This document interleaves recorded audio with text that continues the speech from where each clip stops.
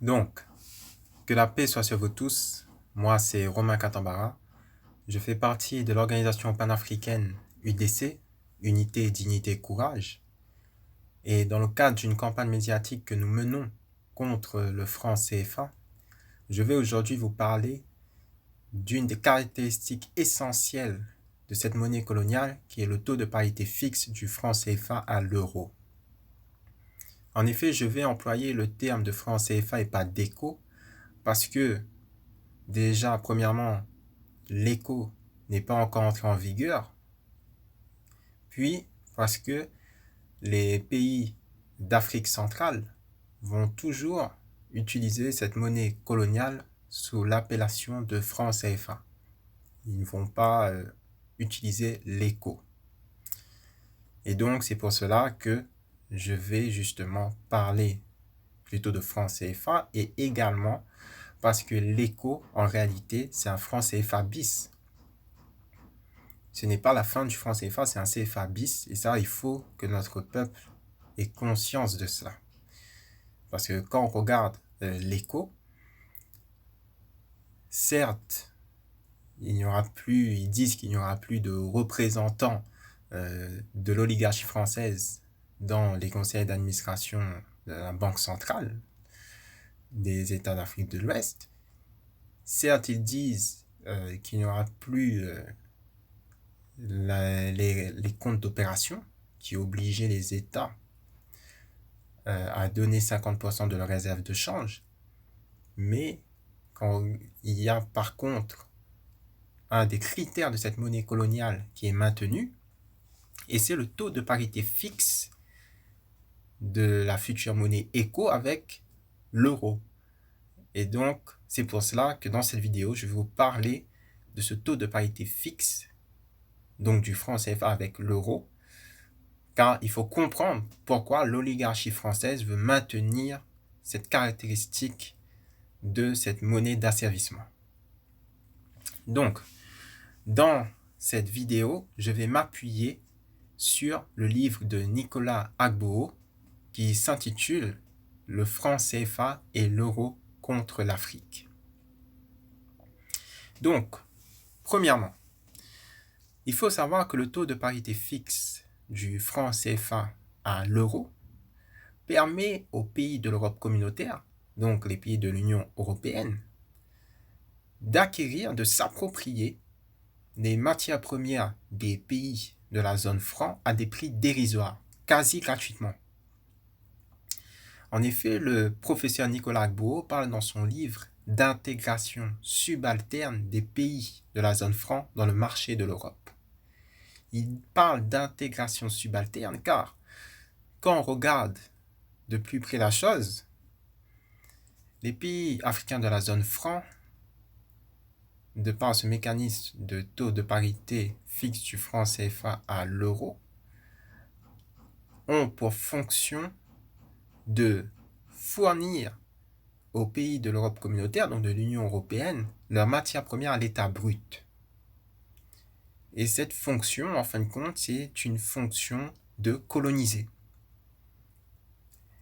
Et donc, cela participe à l'appauvrissement des pays africains de la zone franc et à l'enrichissement et au développement des pays de l'Europe communautaire qui, par la suite, exportent ces matières premières transformées en produits finis vers les pays africains qui leur ont fourni à la base ces matières premières à l'état brut. Donc le but ici clairement, c'est d'entraver l'industrialisation des pays africains de la zone franc. Donc d'empêcher tout décollage socio-économique des pays de la zone franc. Et pour étayer ce que je suis en train de dire, je vais citer des conventions internationales qui ont été signées entre les pays de l'Europe communautaire et les pays africains, et par la suite ont été ajoutés les pays des Caraïbes et du Pacifique. Donc ces conventions internationales, déjà premièrement, il y a la convention de Yaoundé, qui a été signée en 1963 et qui est entrée en vigueur en 1964 et qui est resté en application jusqu'en 1969. Il faut savoir que par rapport à la Convention de Yaoundé, la Communauté économique européenne, donc qui est l'ancêtre de l'Union européenne actuelle, a jugé indispensable de signer avec ses partenaires économiques africains cette convention afin d'assurer sa sécurité en matière d'approvisionnement de matières premières agricoles, minières, minérales et énergétiques, comme le dit le professeur Nicolas Gboo dans son livre qui s'intitule Le franc CFA et l'euro contre l'Afrique. Puis il y a la Convention de Lomé de 1975. Puis il y a l'accord de Cotonou, signé en 2000. Et ensuite, il y a les accords de partenariat économique mis en œuvre depuis 2016. Donc ces traités internationaux, depuis la Convention de Yaoundé signée en 1963, a pour objet, en abolissant les barrières douanières, de permettre aux pays de l'Union européenne d'exporter massivement leurs produits finis dans les pays africains qui sont partis à ces traités d'asservissement internationaux, à ces traités d'appauvrissement internationaux, car en échange, les pays africains qui sont partis à ces traités exportent leurs matières premières à l'état brut, sans transformation locale, vers les pays de l'Europe communautaire. Par conséquent, on voit bien ici que le problème de notre asservissement monétaire n'est pas juste lié à la France, mais ce problème est également lié à l'Europe communautaire, donc à l'Union européenne. Ce sous-développement des pays africains de la zone franc, en effet, est renforcé par le taux de parité fixe du franc CFA à l'euro qui plonge les pays africains de la zone franc dans une dépendance commerciale vis-à-vis de l'Europe. Pour le professeur Nicolas Albo, ce taux de parité fixe du franc CFA avec l'euro dépouille les pays africains de la zone franc de toute politique souveraine de change. Ici, cela fait référence à la souveraineté monétaire. Souveraineté monétaire sans laquelle aucun pays, je dis bien aucun pays, ne peut se développer et être réellement indépendant. En effet, les pays africains de la zone franc sont privés de la possibilité de gérer eux-mêmes le taux de change du franc CFA. Et cette souveraineté en matière de politique de change est considérée comme une arme monétaire. Donc, ici, le but, c'est de désarmer sur le plan monétaire les pays africains de la zone franc. Donc, pour ne pas trop rentrer dans les détails techniques par rapport justement à cette question de la politique de change, je vais juste vous dire qu'il faut avoir connaissance qu'un pays souverain a le pouvoir de mener soit une politique de monnaie forte, soit une politique de monnaie faible. Une politique de monnaie faible ici, le but, c'est de dévaluer sa monnaie nationale pour rendre ses produits nationaux plus compétitifs sur le marché national et sur le marché international. Et donc ici, c'est justement de protéger, le but ici c'est de protéger ses intérêts économiques, de protéger ses produits nationaux, donc ses producteurs nationaux face aux produits importés en provenance de l'extérieur. Le professeur Nicolas Gboo parle ici de protectionnisme monétaire. Puis, lorsqu'un pays mène une politique de monnaie forte, ici il s'agit de réévaluer sa monnaie, de réévaluer sa monnaie nationale. Ici par contre, il faut savoir que cela favorise les produits venant de l'extérieur. Ça favorise l'importation, hein, et donc ça rend moins compétitif les produits nationaux de ce pays, à la fois sur le marché national et sur le marché international. Il faut savoir qu'une politique de monnaie forte a pour conséquence le maintien d'un faible taux de croissance. Donc, qui dit faible taux de croissance dit peu de création d'emplois. Donc, in fine, un chômage massif et endémique, et par conséquent, un pouvoir d'achat très faible de la population de ce pays. Il faut savoir que cette politique de monnaie forte est appliquée dans les pays de la zone euro. Et malheureusement, de par ce mécanisme de parité fixe du franc CFA à l'euro, et également de par cette aliénation de nos élites qui souhaitent à chaque fois imiter l'Occident et le système occidental, que ce soit sur le plan économique et politique. Donc, la conséquence de cela, malheureusement, c'est que cette politique de monnaie forte est également appliquée, de par ce mécanisme de taux de parité fixe du franc CFA à l'euro, appliqué dans les pays de la zone franc. Et donc, comme on voit, cette politique de monnaie forte n'est pas adaptée à la réalité économique de nos pays. D'où l'importance pour notre peuple d'avoir une souveraineté monétaire. Car cette souveraineté monétaire inclut une indépendance dans la gestion de la politique de change pour la protection des intérêts de notre peuple. Et quand on regarde bien, la protection des intérêts de notre peuple, c'est quelque chose de légitime. Tous les dirigeants des différentes nations sur cette terre font passer les intérêts de leur peuple en priorité. Quand Donald Trump dit America First, ben nous, les Africains, nous devons dire Africa First. Mais pour pouvoir dire Africa First, il faut déjà une souveraineté monétaire. Puis, ce qu'on peut dire également, c'est que le taux de parité fixe du franc CFA à l'euro, c'est également un moyen pour l'Union européenne d'empêcher nos pays d'avoir d'autres partenaires commerciaux. Le but ici, c'est que nos pays ne commercent exclusivement qu'avec les pays de l'Union européenne et principalement la France.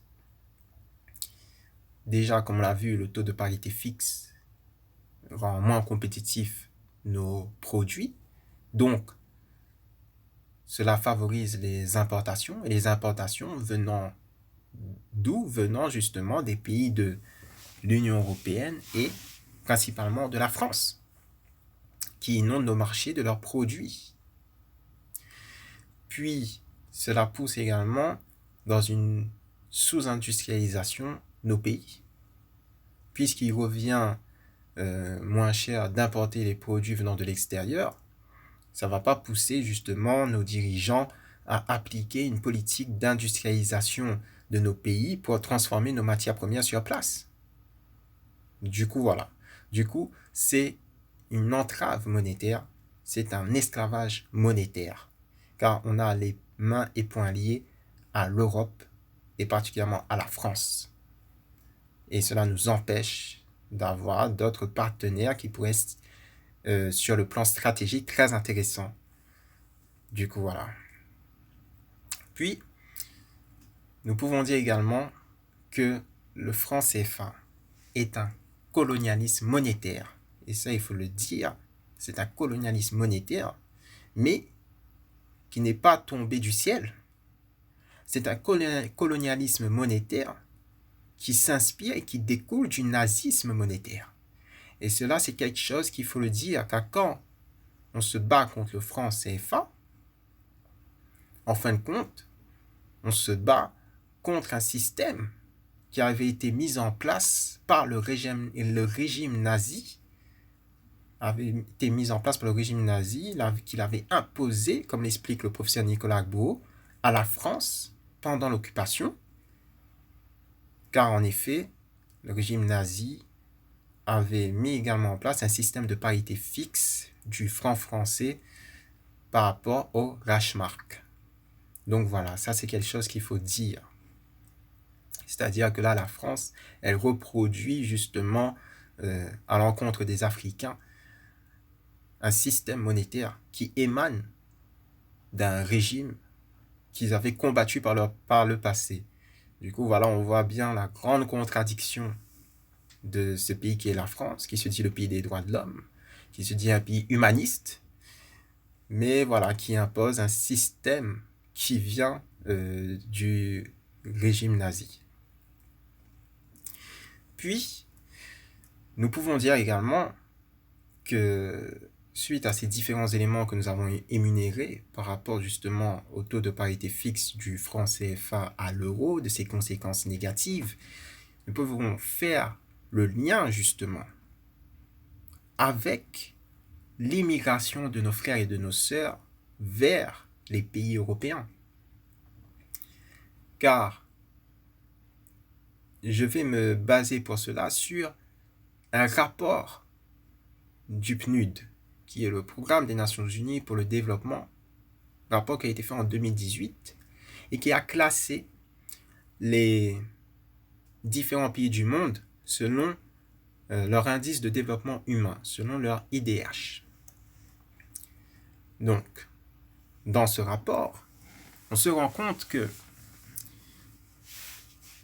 les pays les plus faibles par rapport à l'indice de développement humain, les pays qui sont parmi les derniers du classement fait par le PNUD, ce sont des pays qui se situent dans la zone franc. Ce sont des pays qui utilisent le franc CFA. Donc, ce classement a été fait sur 189 pays. Et donc, à la 182e place, on retrouve le Mali. À la 180e place, on retrouve le Burkina Faso. À la 186e place, on retrouve le Tchad. À la 188e place, on retrouve la Centrafrique. Et à la 189e place, on retrouve le Niger, qui est donc à la dernière place. Le Niger, qui est riche en uranium, mais dont Areva ne cesse de piller cet uranium et qui profite à la France. D'où l'importance pour nos pays d'avoir le contrôle de nos matières premières pour pouvoir justement participer à l'élévation de la qualité de vie de notre peuple sur le continent. Et donc, déjà, je vais donner une définition de l'indice de développement humain. L'indice de développement humain, il est là pour évaluer la qualité de vie d'une population. Et donc, pour cela, on prend en compte 3 critères. Donc, les critères, c'est déjà le PIB par habitant, où ici, on va tenir compte du prix des produits dans le pays et la capacité de consommation de la population par rapport à leurs revenus. Et donc, ici, on voit que ça fait référence au pouvoir d'achat. Puis, l'IDH prend également en compte l'espérance de vie depuis la naissance. Donc ici, c'est par rapport au niveau de santé de la population. Ensuite, il y a également l'accès à l'éducation, qui est mesuré par le taux d'alphabétisation des adultes de 15 ans et plus. Et donc, cela va se baser sur le taux de scolarisation dans le primaire, le secondaire et le supérieur. Donc, pour revenir à ce rapport du PNUD de 2018, on comprend que le franc CFA est une monnaie qui empêche notre peuple qui se trouve dans les pays de la zone franc d'avoir une qualité de vie digne de ce nom. D'où la crise migratoire qui en résulte. C'est, on va dire, une conséquence logique quand nos frères et sœurs vivent dans des pays où où ils n'ont pas accès à une éducation digne de ce nom, ils n'ont pas accès à, comment dire ça, un niveau de santé respectable, digne de ce nom, quand ils n'ont pas de pouvoir d'achat, quand il y a un chômage massif, c'est normal que nos frères et sœurs, en fin de compte, souhaitent aller dans des pays où ils auront accès justement à ces besoins vitaux. Et donc voilà, la crise migratoire résulte en fin de compte justement du fait que le franc CFA est une monnaie trop forte pour les économies, du fait que son taux de parité est fixé à l'euro. Et bien sûr, également parce qu'il y a bien sûr une immigration de nos matières premières et de nos richesses vers les pays européens. Et en fin de compte, nos frères et sœurs ne font que suivre l'immigration, donc la transition, la direction que prennent nos matières premières et nos richesses. Donc, ici, il est important de souligner justement, de faire le lien entre justement le taux de parité fixe du franc CFA avec l'euro et ses conséquences qui sont l'immigration, parce que justement, l'Afrique sans ses talents, l'Afrique sans sa jeunesse, l'Afrique ne pourra pas se développer. L'Afrique restera dans la situation dans laquelle elle se trouve.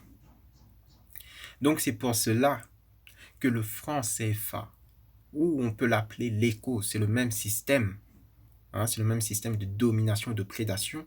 Ce système-là, il doit être aboli pour permettre aux Africains d'être maîtres de leur destin et pour que l'Africain du 21e siècle puisse vivre dignement sur son continent et puisse participer à la renaissance et à l'élévation de notre peuple. Donc, après avoir vu tous ces éléments par rapport au taux de parité fixe du franc CFA à l'euro, on comprend que c'est essentiel pour l'oligarchie occidentale de maintenir ce critère de cette monnaie coloniale. Donc, mes frères et mes sœurs, c'est pour cela que je vous appelle à nous rejoindre dans ce combat pour la souveraineté de notre peuple et de notre continent. Je vous appelle à nous rejoindre pour mettre fin au pillage intensif de nos richesses par les puissances étrangères, avec la complicité des chefs d'État africains. Donc, si vous voulez nous rejoindre dans notre organisation, c'est Unité, Dignité, Courage, UDC. Vous pouvez nous suivre sur la page Facebook qui s'intitule Unité, Dignité, Courage. Et si vous voulez nous rejoindre, vous pouvez nous envoyer un message pour justement ensuite vous donner les informations. Et